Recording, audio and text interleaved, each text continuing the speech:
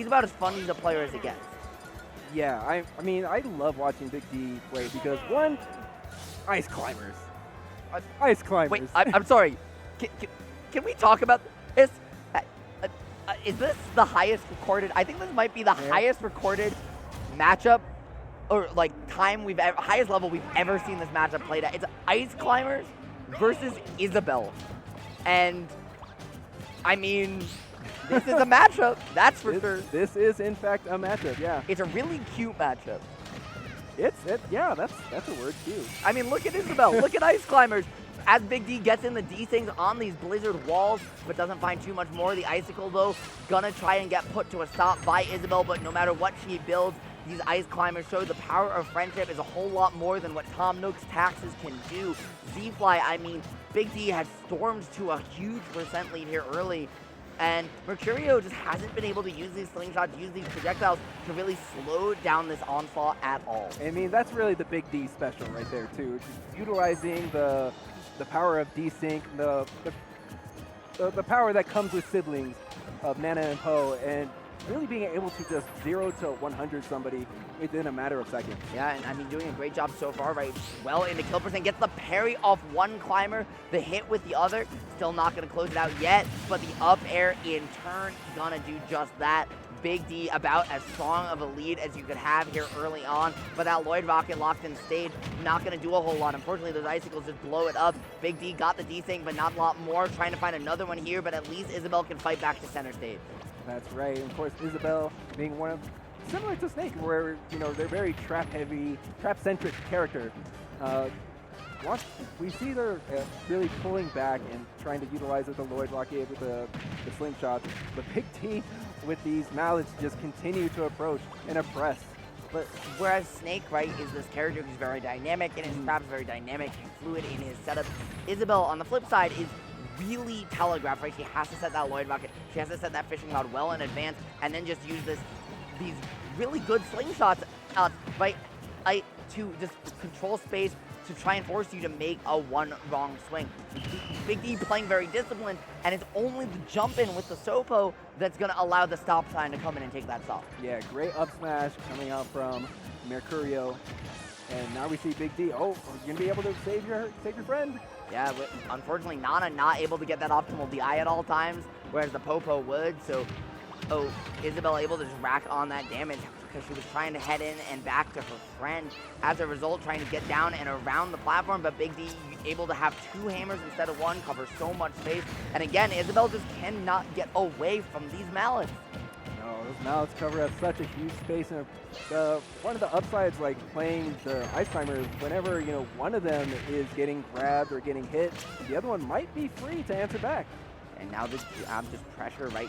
Saying, hey, I'm going to slow the game down. These ice cubes, these icebergs, just so much damage. The stop sign from Isabelle is a great combo tool, but we really haven't seen just a whole lot more. And I'm a little surprised that we haven't seen more up tilts from her. It's so fast. It's a great combo starter. It puts you in the air and can do a really good job getting these ices off of you. But we haven't seen it from Mercurio at all, as Big D just locks down that game in 2-stock fashion. I mean, I don't even know what adjustments to suggest for Mercurio here, because it just felt like he got out character gap. You think Mercurio lost that character select?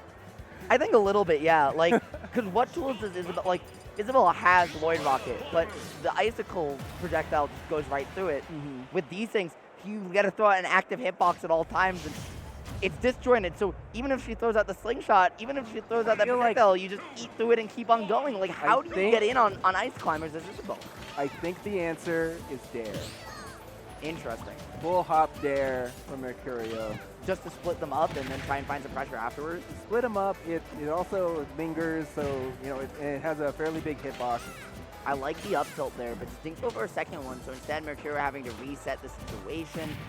Then the neutral layer doing a good job pushing you to the corners or having some openings. But again, you just can't get Nana and Popo away from each other consistently. The one wrong air dodge, though, good. Sopo time. But instead, Big D going all the way out there to save his friend and try and hold on to this stock right now. Yeah, I think that was actually the time where Mercurio needed to not focus on the AI and focus on the players just so they wouldn't be able to save their partner. Agreed, but you know, it's so hard, right? Because how many ices are there in the world? Who knows this matchup? Like, unless you're in exactly Vancouver, you're in Tri-State, or you're playing Ferb regularly, like, there's not a lot of ices that you can get this experience with. And so Mercurio definitely someone who, while very clearly talented with Isabelle, just hasn't really found a way in. You know, those neutral airs, those down airs, as you mentioned, do split up the climbers, but not for that long, and Big D is so good at getting them back together. Yeah, even in these like ledge positions where, you know, Isabelle has a decent recovery, she can take her time getting back to the ledge or even go to the other side of the stage on Battlefield if she wants. But with the way that Big D positions the icicle, it almost just nullifies that. Yeah, you force out these jumps early, and so she doesn't get a slingshot on her pacing, but on Big D's, right? Because since it's an aerial, you have to commit to the jump, and Big D has been great at forcing those out with the icicle, with the blizzard wall, and saying, okay, you're gonna swing on my command. You're gonna swing on my pacing, and that's where I get to just throw out these walls on the flip side to do whatever I want after the fact. Okay, Mercurio knocking out the AI, so we got the Sopo. Yeah, but that Sakurai angle, putting you back to ledge, you get the grab, you catch him in the net, and yeet him into the blast zone. So now Big D at least down to 2, but with the iceberg here, tries to get the footstool, beat, and oh no! Oh. I mean, I know we don't have wobbling, I know we don't have handoffs, but that was pretty close. That was sending the villager back on the plane, back to their island. I mean, listen, that we might be all the way back to New Horizons, because like, ooh, turning a new leaf maybe? We're back on a different console even? That's like, that was rough. I will say Mercurio is doing a great job whenever it becomes a Sopo situation. Like when we see Big D with Sopo, he actually eliminates that stock fairly quickly after. But we do have a character switch. And I think this character does a lot better against ice climbers, right? We're going to see the start on the Squirtle, which can rack up some damage. I'm a little bit surprised that we don't just see the start on the Ivysaur, because between that disjoint, the big hitboxes, the huge tools to push them away, I mean, you just get such mileage to outrange, out-scrap, and even out-zone with that Razor Leaf these ice climbers. But instead, we're going to start with the Squirtle. We're going to start with someone of similar stature, and so far, I mean, it really hasn't made a big difference for Mercurio. Yeah, not yet. I thought maybe Mercurio had a game plan with something with Water Gun to try and push the AI off stage, and then maybe capitalize or pressure the Big D.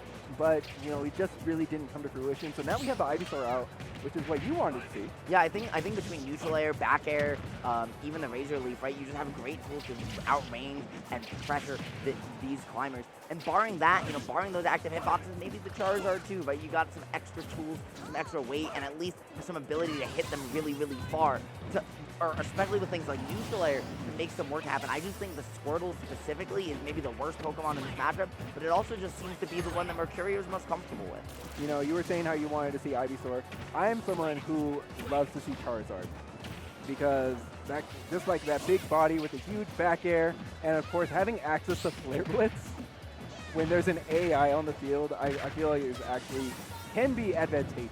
I mean, I don't disagree with you. On, this is Flare a Blitz. fair matchup that we could actually see the Flare Blitz from someone other than Beast, but instead it's going to be the back air forcing the Sopo situation, getting Popo back off stage, and the F-tilt to close it up. Charizard putting in the work. Z-Fly, as you requested, you shall receive. Just keep Charizard out there. Just keep Charizard out there.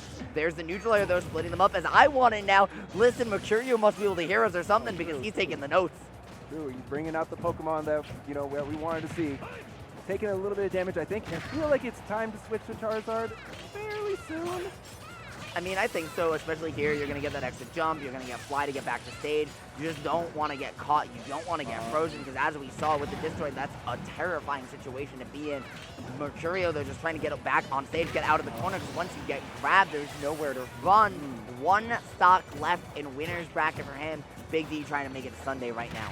I'm just saying, just do me a solid, Mercurio. Let me just see your Flare Blitz. He'll never see it coming. Never see it coming. Anyways, there's no Joker here on screen. Just some surfs up from Squirtle, and there we do see that water gun as you were talking about, but doesn't find the forward air or a down air or anything really to push that Nana away. So instead, it's not going to be the Sopo show, and right now the Ice Climbers are staying together, even if they are at opposite sides of small battlefields, just juggling you up, keeping racking this percent higher and higher, and Mercurio's running out of room to work with. Yeah, and you know what? I got to respect Mercurio right there because we did see the AI land on the platform. Great up B out of shield. And that's going to take away the Nana. So now the Sopo, I mean, you have a chance of first last stock here. Yep, already over 100%, 116% redundancy of the four flames. Yeah, there's nowhere to go. Yep. You literally can't get back. No friends, no problem. Exactly. But, I mean, we see him, like, opting for some smart options. Even when we see the AI in a vulnerable situation, Big D is close by and ready to capture. Oh, that's going to be it. Yeah, unfortunately, once you get caught there in that desync with the Blizzard, or the multi-hits just keep you basically locked in and just cover your mash any way you want it. That's the way Big D needs it, and closing it out, taking the game away. That being said, my friend, I mean, he might be as tall in stature as his characters are small, but they rose to the occasion there and stormed through that set. I'm almost positive. I'm like 90% sure that you know, if we had seen a Flare Blitz, maybe we see a different option. Listen, I'd say about half the time, yeah, that Flare Blitz works. Hey, it's possible. Listen, all I'm saying is, he can Flare Blitz you now. Oh, there you go. oh. There you go. You saw the Flare Blitz. Charizard's here, folks, and he's ready to put in some work, even more so than we saw in that game. Yeah. So although Mercurio drops the losers 3-0 to Big D, he was doing a fantastic job of closing out those stocks whenever it was a Sopo situation. Agreed. I think, and especially once we saw the switch, we saw really, like, he had a much better game plan. He had a better idea of how to split them up, use all three Pokemon. Even that Squirtle, right, was starting to show some surfs, was starting to show some neutral airs to really get them started. And once he realized, okay, I can't stay on that Squirtle, he would split them up and then swap over to try and keep that advantage take going with the Ivysaur. Or the game plan was there, it just was at that point, it felt like he had lost too much momentum. Big D was too heated up and ready to go. I almost wish we'd seen the Pokemon trainer the whole set, because even though Isabelle's your main, even though it's on main stage, I mean, that's a brutal matchup right there. You know, and I was checking out the stats, and I actually didn't see, I didn't see like a very high percentage on his Pokemon trainer. No, I mean, that's about as deep a pocket pick as it gets. But sometimes when the games go the way they did, you gotta try something, Z-Fly. You know what? Speaking of trying something, thank you everybody for being here. I want to try giving them a shout out because they are here. They're putting in the time and they're enjoying the event. So shout out to everybody here in-house because look at this wonderful venue. If you're at home and you're enjoying the event, I want you to make an effort to come out to S Factor 12 because this is a phenomenal event. And again, we just saw the crowd shot, but look again behind us. Those seats at the front that you see empty, those are for VIPs, they're for staff, production, etc. People who are in bracket or working the event at this point. Tomorrow, top 8, those things will be packed, but right now, every other available seat is taken. This is pools. This is top 128 on a Saturday at 9 p.m. These people, oh, but normally you would say, oh, at majors, people are going to be watching this. Well, guess what? Here at S Factor, people are hyped. The crowd is ready and roaring, and I mean, dude, They get locked in whenever like these matches are going down to the wire. Agreed. And you know, I mean, speaking of down to the wire, we got one game that looked a little bit close and two that unfortunately felt like you were playing a little bit of whack-a-mole with Isabelle. But Mercurio put up a fight, and that's really what you want to see, right?